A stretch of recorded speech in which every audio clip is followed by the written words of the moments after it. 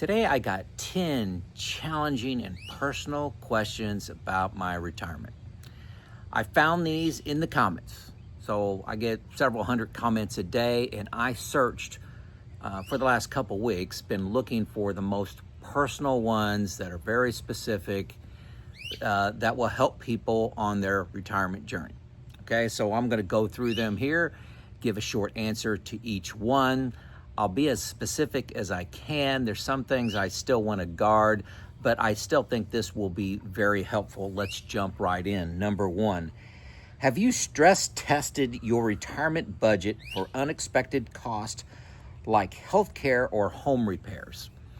Well, first of all, inside of my budget, I use Boldin. I put in one-time expenses like if I know my roof is 15 years old, 5 years from now, I'll put in a roof replacement. I'll put in a hot water heater, or water heater as some people like to call it, if my water heater is like 10, 12, 13 years old. So I got expenses like those are semi-planned, but I also put $400 a month in unplanned expenses. So unplanned, whatever it is, so that's just short of $5,000 a year of surprise, that comes up. So that's what I put inside of Boldin. And that could be a health issue, can be a dental issue. Last couple of years, it's been dental issues on my wife, not to mention any names. But I encourage you to put that inside of your budget.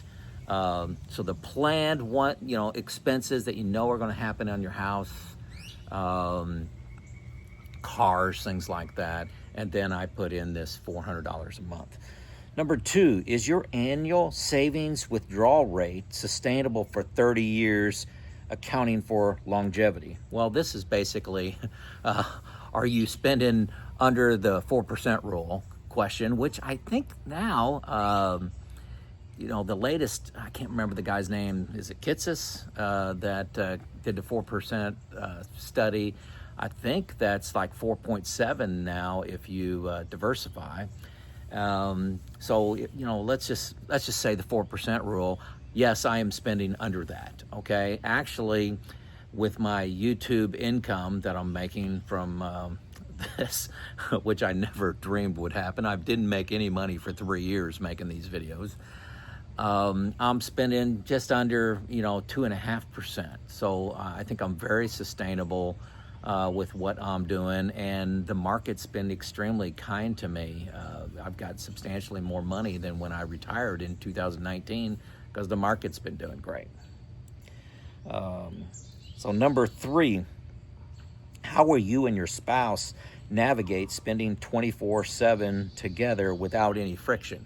Well, this was a problem. I've made a lot of videos on this. I focused entirely on money, making the decision to retire, a little bit around some of the go-go spending we would have together, but not what daily life would be like. What's the average Tuesday? Are we going to be together all the time, or are we going to have journeys together and journeys apart?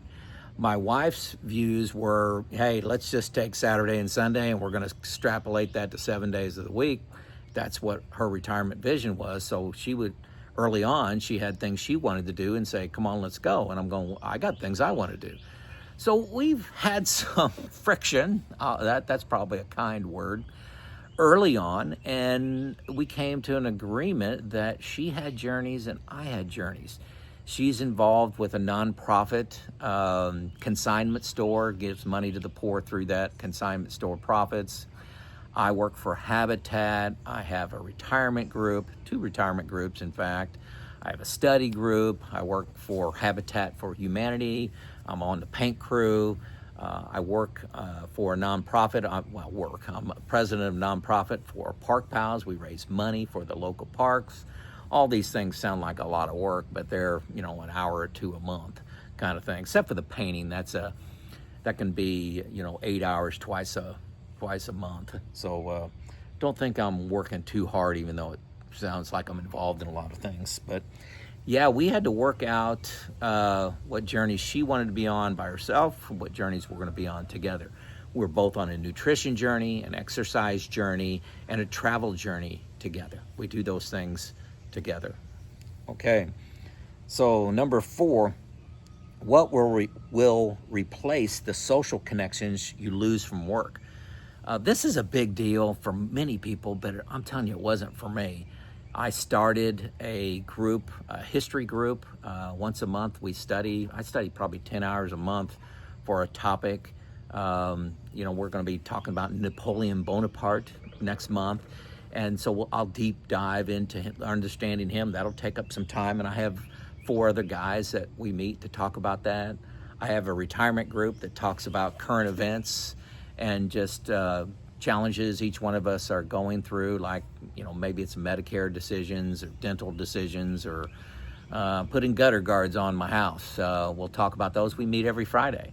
I have a retirement group that works on finances. We intimately share our plans. I paint for Habitat. I'm on this parks board. Keeps me plenty busy. I am a guest speaker at the local university. I go to career days at a high school. So a lot of things to stay engaged with. But it is different. I can go a whole day and not interact with too many people. But that's not all bad.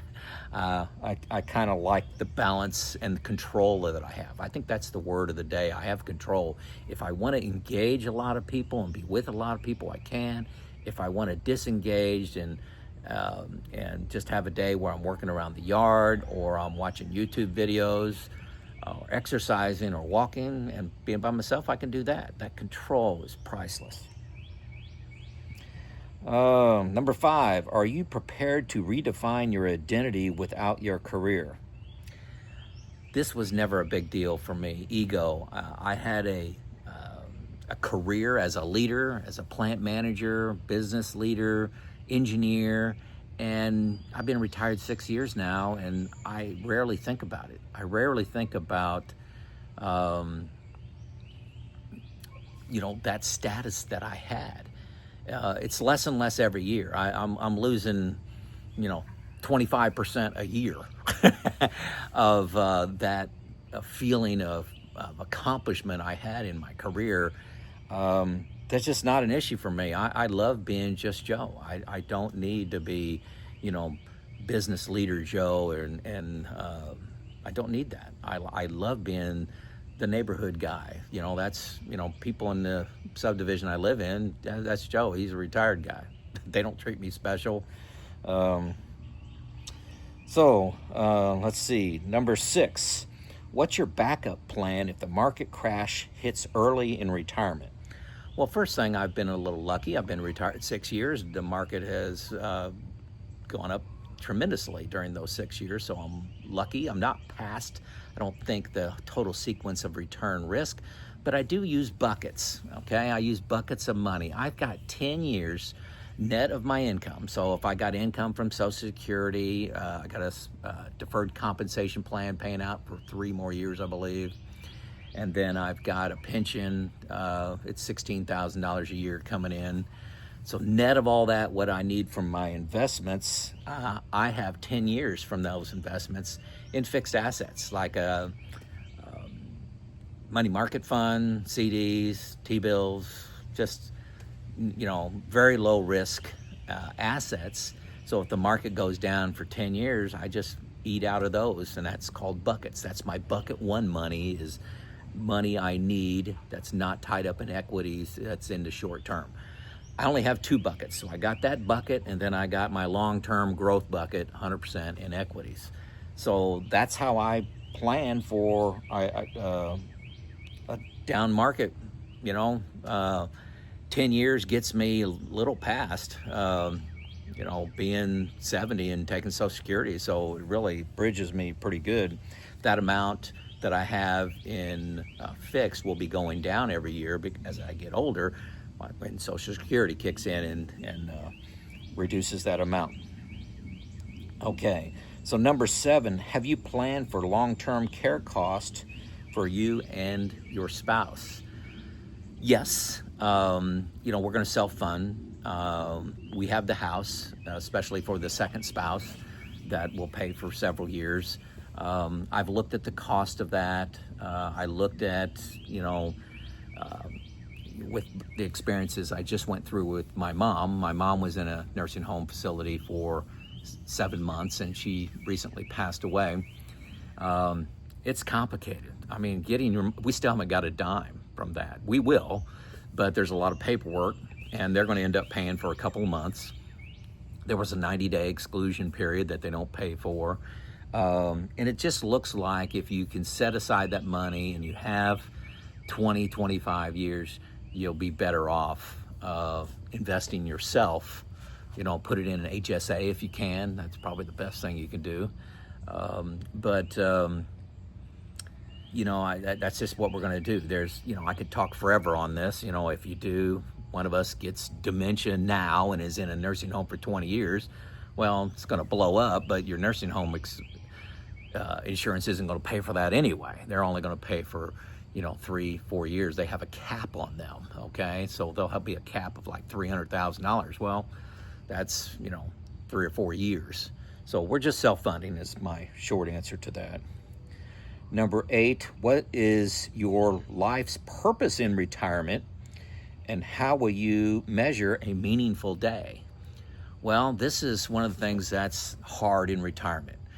You're transitioning from a meaningful day, meaning at work, you accomplished a goal, you got recognition, you completed a project, you set a production record, a cost record, or a sales record, or something like that. In retirement, it could be going for a nice walk and babysitting your grandchild for 2 hours.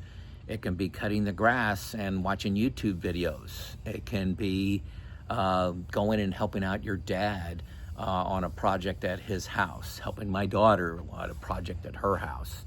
Doesn't have to be accomplishment. It can just be enjoying the moment, and that's a big difference. You need to learn to enjoy the day. And this question is from somebody that's lives their life based on accomplishments. You do this, you do this, you do this, and do this. I got 10 things done this week. That's not what retirement's like. It's much more about relationships. It's about wellness, health. It's about nutrition. It's about being there for your neighbor and helping others.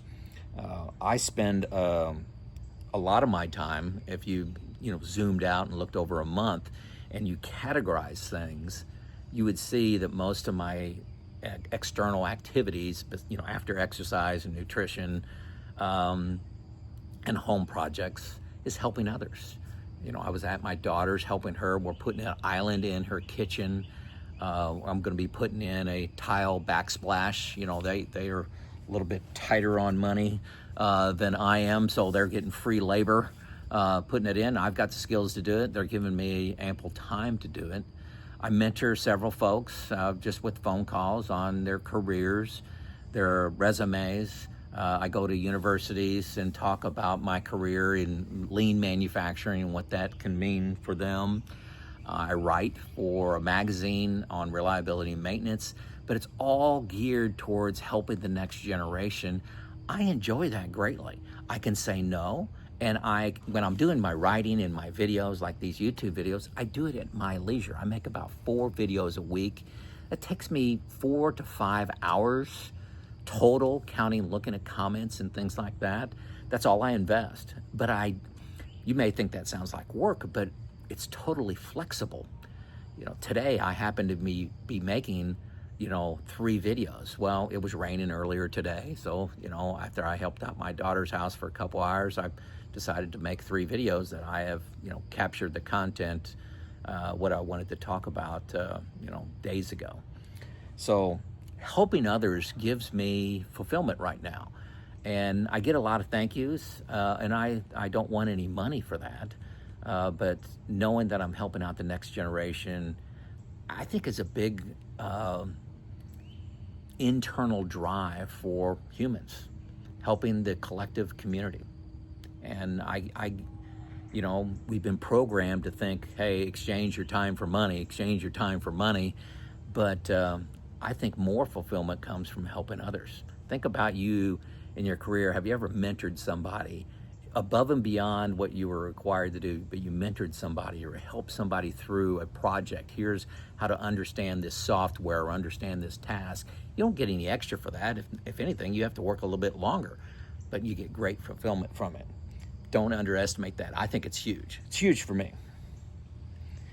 Number 9, how will you handle family financial expectations like supporting your kids or parents on a fixed income? Well, I don't have this problem.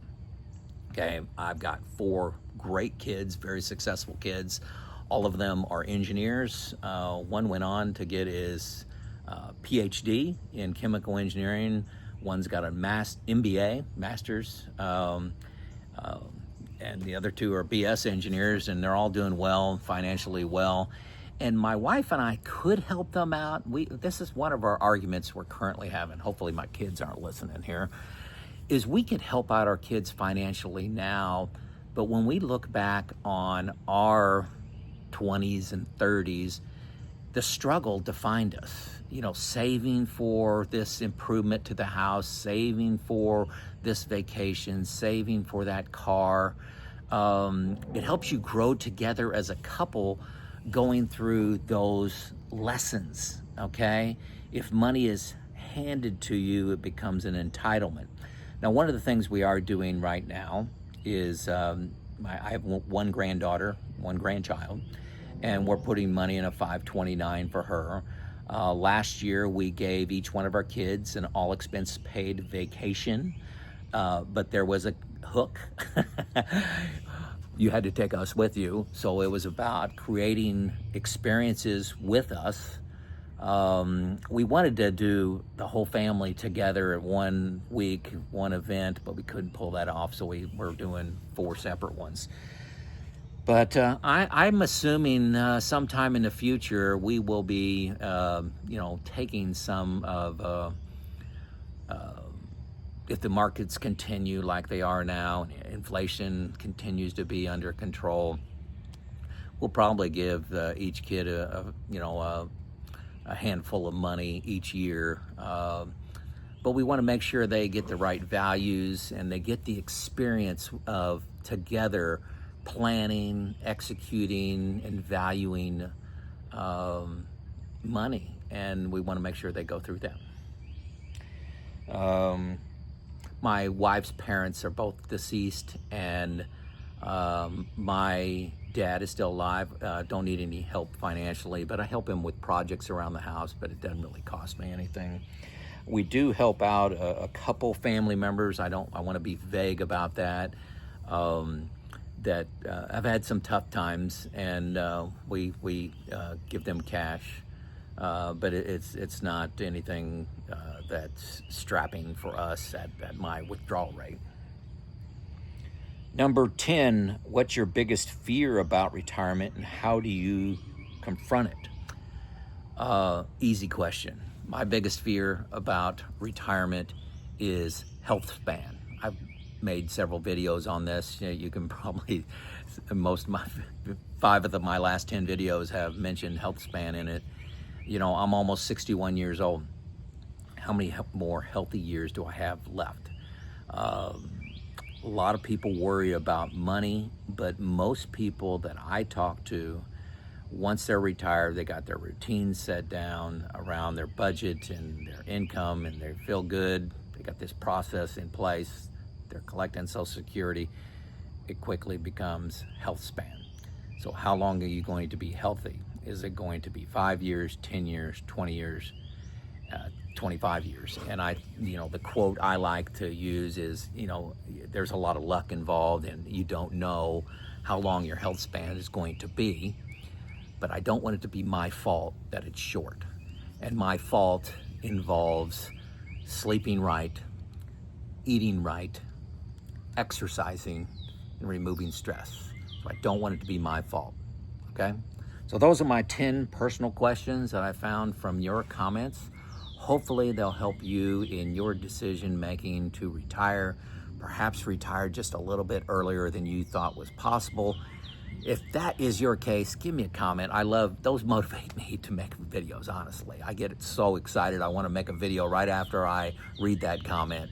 that I help somebody retire earlier with confidence because I'm sharing my story.